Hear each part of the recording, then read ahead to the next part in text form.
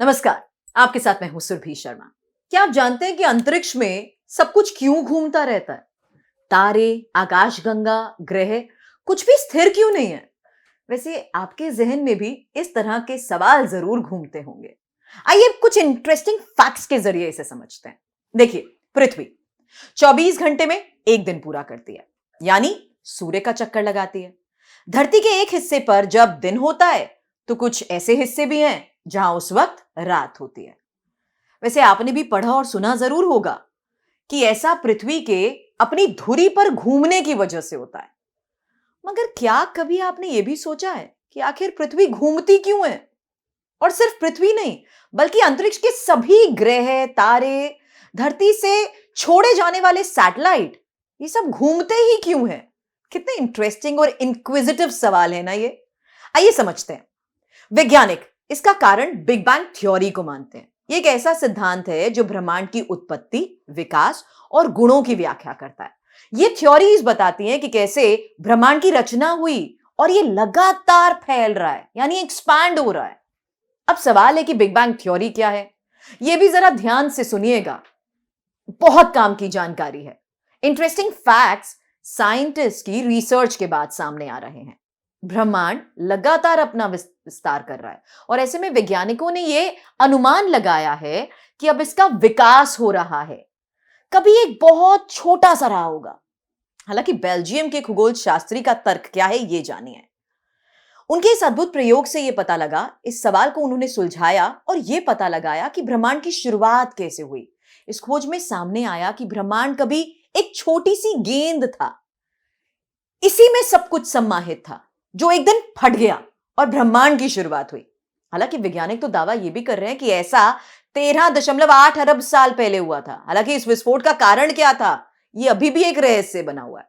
Big bang के बाद सब कुछ गैसों से बना। अरबों सालों बाद धीरे धीरे गैस और धूल से आकाश गंगाएं बनी, सितारे बने और फिर ग्रहों का निर्माण हुआ। वैसे स्पेस में हर ग्रह की भी अपना ऑर्बिट होता है, आप और हम सब जानते हैं, और उसी में वो चक्कर लगाता रहता है। अब स्पेस टेलीस्कोप साइंस इंस्टीट्यूट में हबल स्पेस टेलीस्कोप के खगोल भौतिकविद वैज्ञानिक कैरोल क्रिश्चियन ने लाइफ साइंस से हुई बातचीत में बताया कि जब अंतरिक्ष में कोई दो चीजें आपस में आती है ना, तो उनका गुरुत्वाकर्षण एक दूसरे को खींचता है। और अगर किसी ग्रह का गुरुत्वाकर्षण ज्यादा हो तो वो दूसरे को अपने पास खींच लेता है। और अगर दोनों ग्रहों का गुरुत्वाकर्षण बराबर है तो दोनों ग्रह एक दूसरे को खींचेंगे। इससे दोनों के बीच पर्याप्त दूरी बनी रहेगी। हालांकि गुरुत्वाकर्षण बल की वजह से एक ग्रह दूसरे के चारों ओर घूमने लगेगा। यह क्रम चलता रहता है। कैरोल का दावा तो यह भी है कि सिर्फ ग्रह नहीं, बल्कि स्पेस में छोटे खनिज कणों से लेकर बड़ी आकाश गंगाओं में सभी गुरुत्वाकर्षण की वजह से ही घूमते रहते हैं। क्या आप जानते हैं कि एक डिस्क की तरह फैल जाता है सब कुछ? दरअसल आपने सूर्य का चक्कर लगाते ग्रहों की एक डिस्क जैसी तस्वीर देखी होगी। यही देखते हैं मैंने इमेजेस में अभी तक। लेकिन कई सारे ग्रह और तारे आसपास इकट्ठे हो जाते हैं तो गुरुत्वाकर्षण की वजह से ही ये चक्कर लगाने लगते हैं। इसमें कोई ग्रह तेज तो कोई धीमी गति से घूमता है। इसे कोणीय गति कहते हैं। यह गुरुत्वाकर्षण की वजह से ही होता है। वैज्ञानिक तो यह भी मानते हैं जब किसी नए ग्रह या तारे की रचना होती है तो गैस और धूल के विशेष कण घूमकर एक केंद्र पर जमा हो जाते हैं।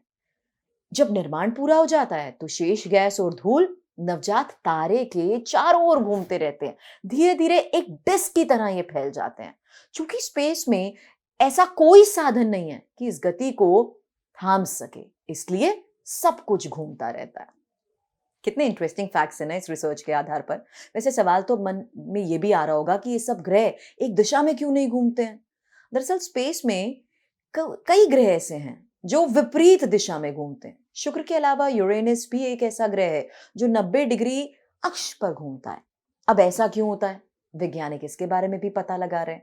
हालांकि उनका मानना यह है कि हो सकता है जब इन ग्रहों का निर्माण हुआ हो तब ये किसी ऐसे ग्रह या शुद्ध ग्रह से टकराए होंगे जो इनके घूमने की दिशा बदल गई हो।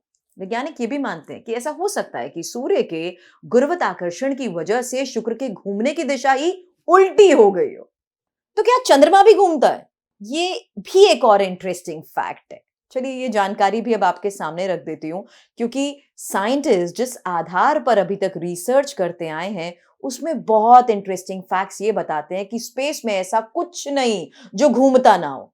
इसलिए चंद्रमा भी घूमता है, हालांकि पृथ्वी की तुलना में उसकी गति बहुत धीमी होती है।